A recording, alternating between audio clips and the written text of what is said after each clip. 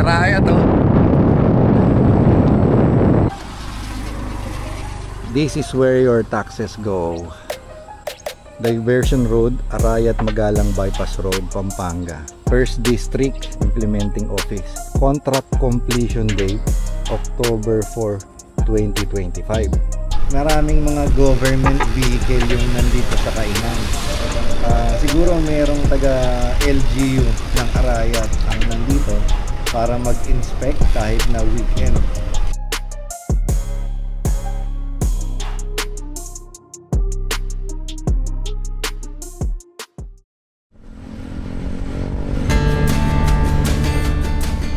Yo, Cycling Chef po, magandang araw sa inyong lahat. Welcome back to my vlog. In this video po, pupunta tayo sa bayan ng Arayat para bisitahin natin yung ginagawang proyekto ng DPWH. Ito ang Arayat Magalang Bypass Road. Tignan natin kung ano na yung status ng lugar. Natatandaan ko nung nakaraang December 2024, napuntahan ko ang bypass na ito. Kaya sa pagkakataong ito, after ilang buwan, tignan natin at silipin kung ano na ang kondisyon ng ginagawang bypass road sa bayan ng Arayat. At tignan na rin natin ng ilan sa mga tourist destination, mga lugar na magandang pasyalan at puntahan kung ikaw ay nagbibisikleta o nagtatravel. Dito ako ngayon guys sa may Quezon Road. Papunta ako ng Arayat. Bali check natin yung ginagawang bypass road sa Arayat, Magalang. Meron ng mga maliit na mall dito sa Quezon Road. Dati mga talipapa lang to eh.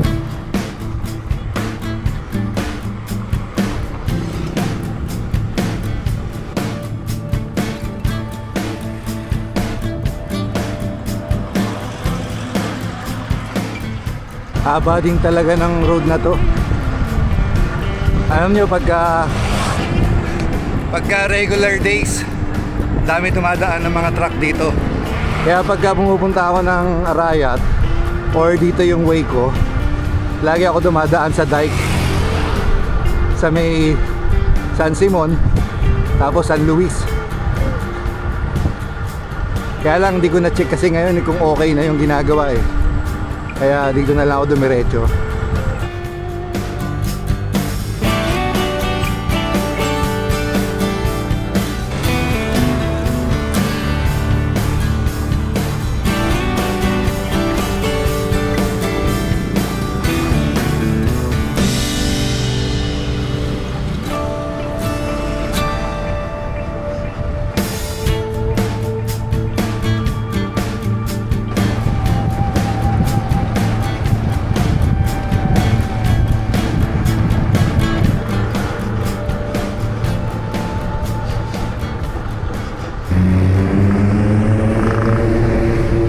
Okay guys, dito na tayo sa roundabout sa Mexico. Dito tayo sa second exit kasi yung first exit papuntang San Luis, yung second papuntang Santa Ana to Arayat.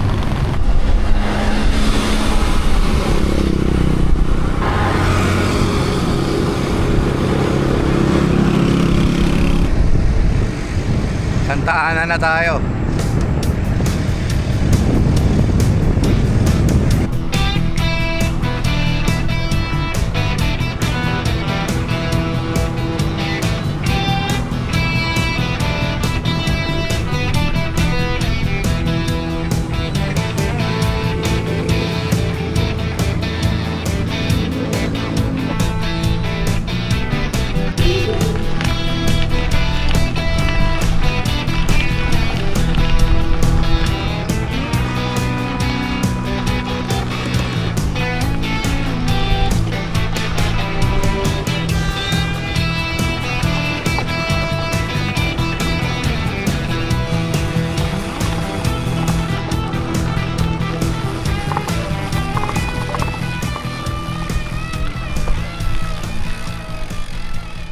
Ganda, diba? Dinaanan ito ng ruta ng Ultra Gravel Challenge. Bali, isa ito sa ruta na dinadaanan namin dati. Pinlat ito ni Geno Cuenco.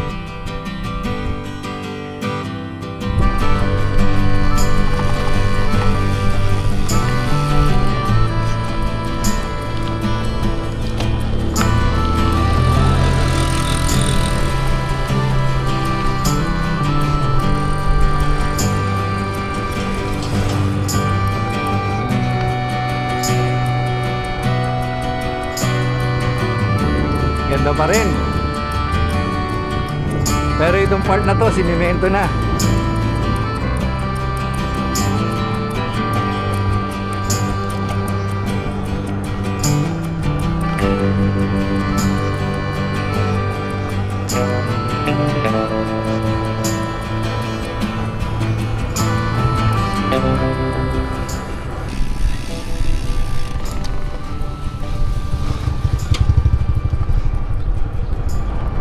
Bali, paglabas natin dito, nandun na tayo sa may bypass.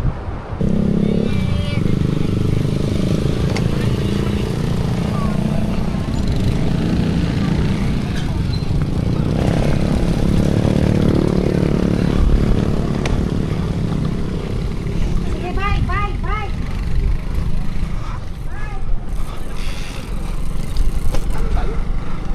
Ganda na arayat.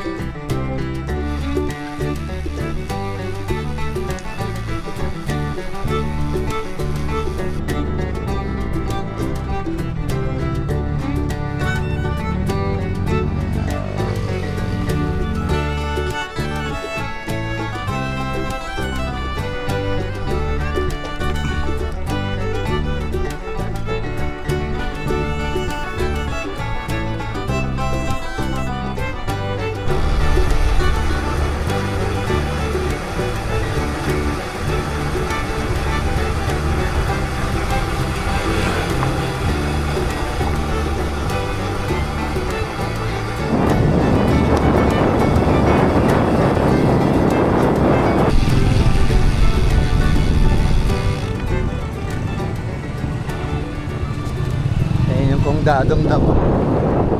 So, ito na yun. Ito na yung part na papuntang Magalang.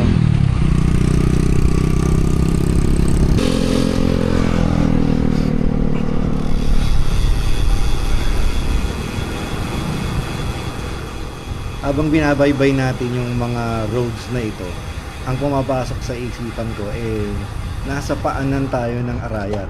Literal na nasa paanan tayo ng bundok Arayat.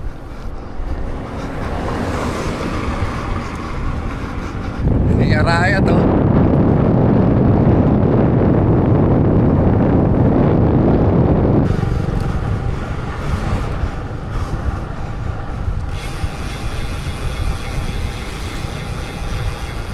Dinarayo na rin siya oh, samantalang dati napakadalang nang pumupunta.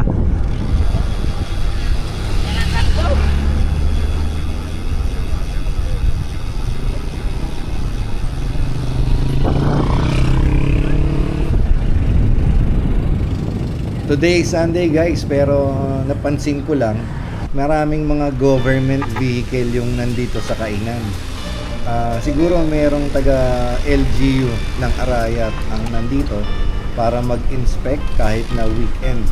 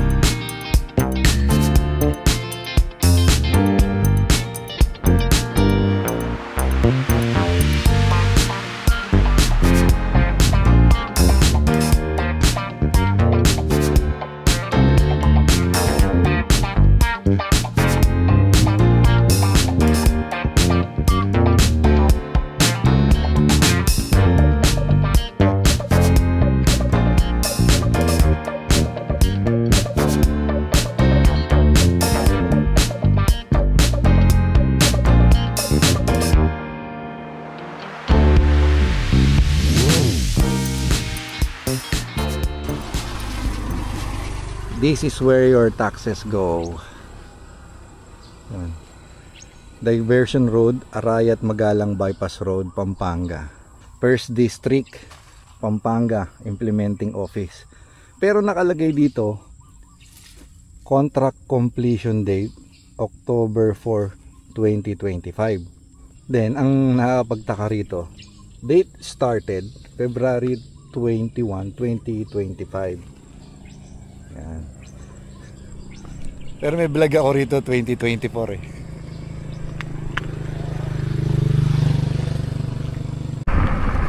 Baka siguro kaya nakalagay February 2025 nagsimula. Baka itong karuktong na yon. Kasi nga naman nung nakaraan hindi pa tapos yung part na to. Kaya siguro doon nakalagay.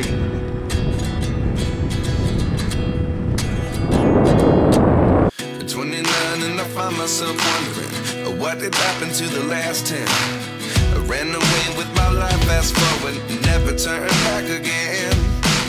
It's kind of funny that the more we pass time, the more we need to set the rewind.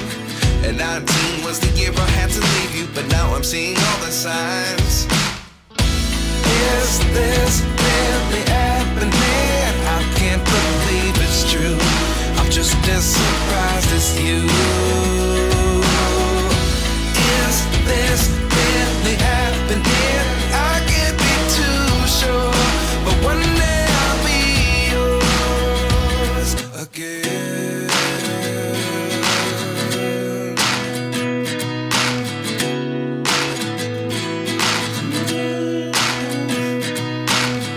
Life lessons come one in a dozen. The other 11 give something from nothing. I sit here looking for an answer. Maybe the biggest question was in the last chapter. You gave me the soul I have today. Without you I never could have moved away. But now I see what you teach. I do believe I always should have stayed. Yeah. Is this really happening? I can't believe it's true. I'm just as surprised as you. Is this really happening? Imagine mo pag natapos itong Arayat Magalang Bypass Road, mapapabilis yung biyahe ng mga manggagaling ng Arayat or Santa Ana o ilan pang mga karatig bayan papuntang Magalang. Hindi ka na dadaan sa Arayat Magalang Road or Mexico Magalang Road. Dire-diretso ka na, manggagaling ka na sa bypass na ito, diretso na papuntang Magalang. Tapos may access ka na rin papuntang Tarlac. At syempre kung manggagaling ka rin naman ng Magalang, mapapabilis din ang biyahe mo papuntang Arayat. At hindi lang yun, bonus na rin yung magagandang tanawin na makikita mo habang binabaybay mo yung bypass na ito. Dito na tayo sa dulo guys. Medyo maambo na rin.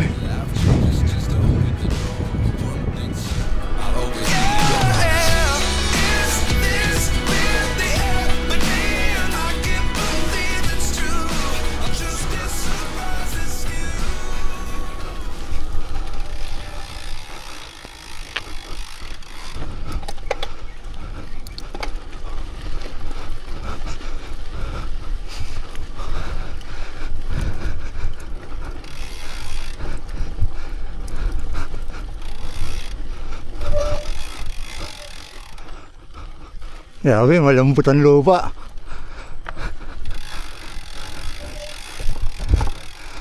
Ayun. Ito pa lang.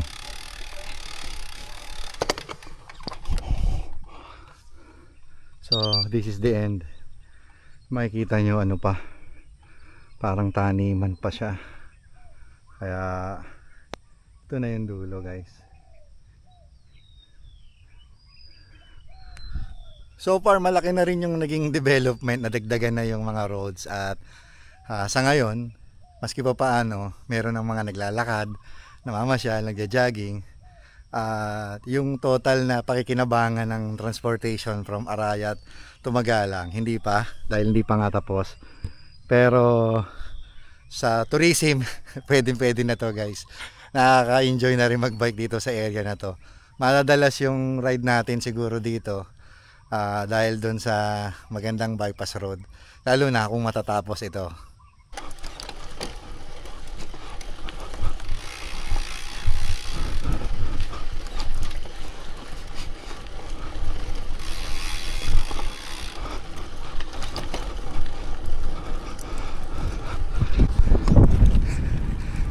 go. Mambo na.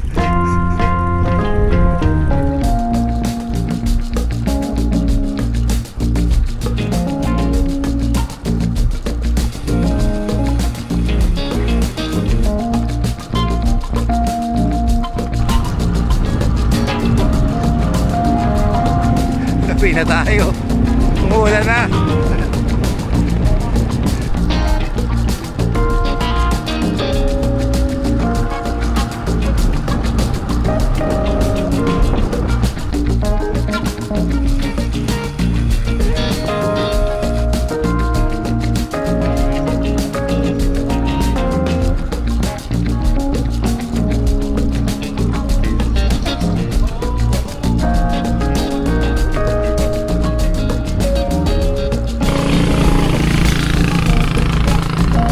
Breakfast kami nung nakaraan dito, pero diretso na tayo. Once na matapos na yung kabuuan ng bypass road na ito, sigurado mas maraming magpupunta rito at magbibisikleta. Kahit yung mga nagmumotor, madadalas din ang kanilang pagpunta rito. Pwede ka na makapag-practice dito kasi hindi rin naman ganong karami yung mga sasakyang dumadaan eh.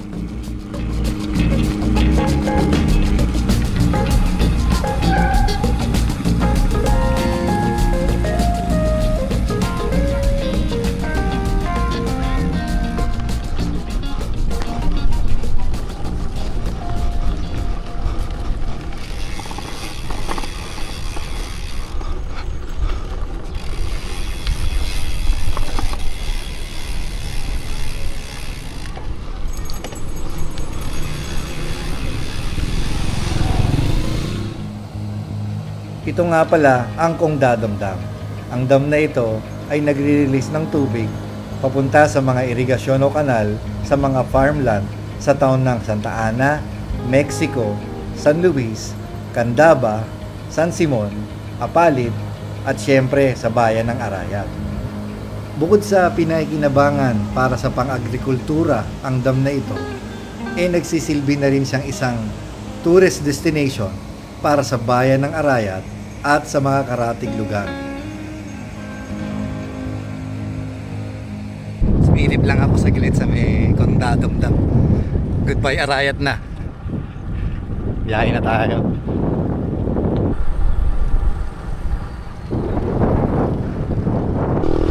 Sabi ko goodbye Arayat na pero mukhang gaganda pa ng konti ang panahon. Akyat na rin ako ng Arayat Bikers Park. Karoon ng mga market dito Arayat National Park. Ito yung paakyat.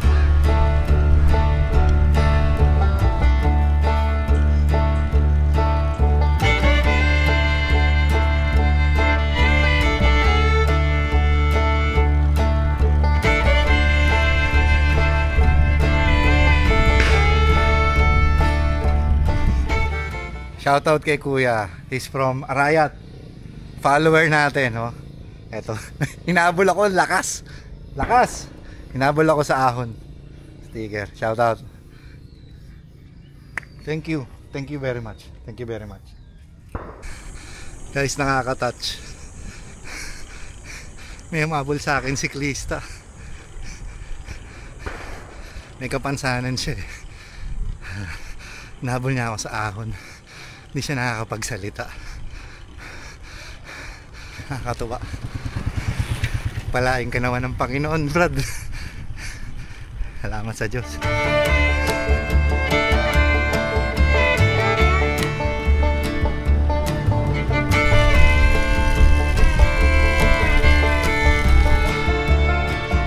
Hindi na tayo sa Bikers Park.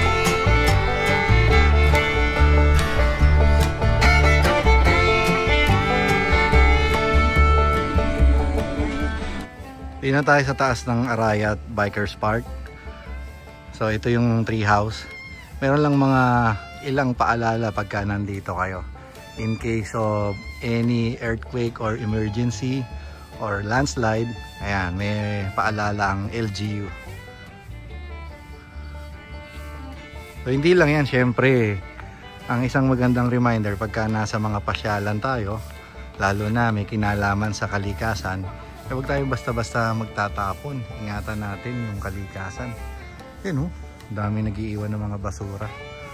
Sana ingatan natin to.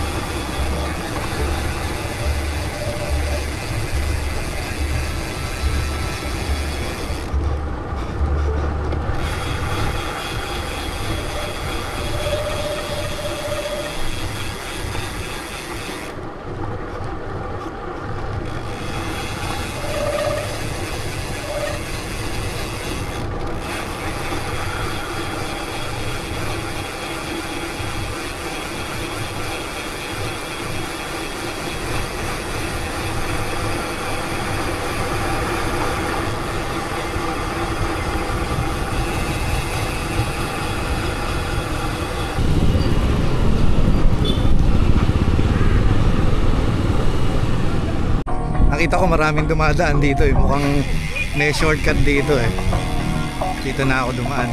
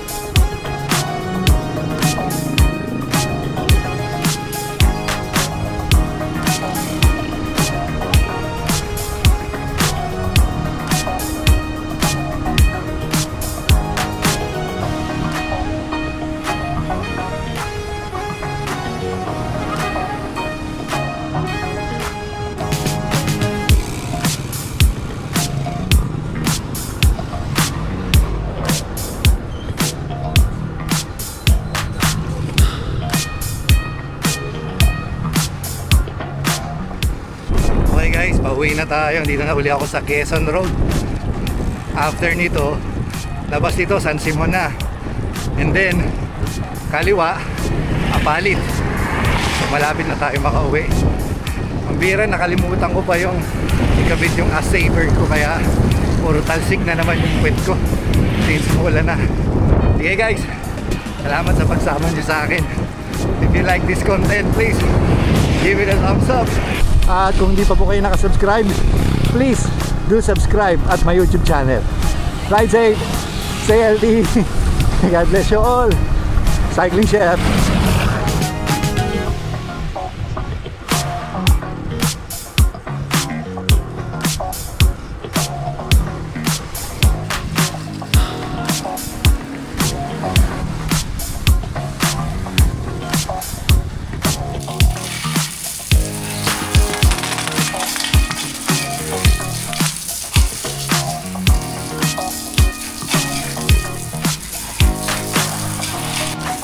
Mulai grape.